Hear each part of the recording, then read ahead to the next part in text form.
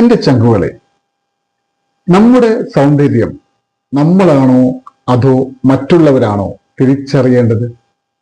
സൗന്ദര്യത്തിന്റെ ഉൾക്കാഴ്ചകളിലേക്ക് നമുക്കൊന്ന് പോയി നോക്കിയാലോ?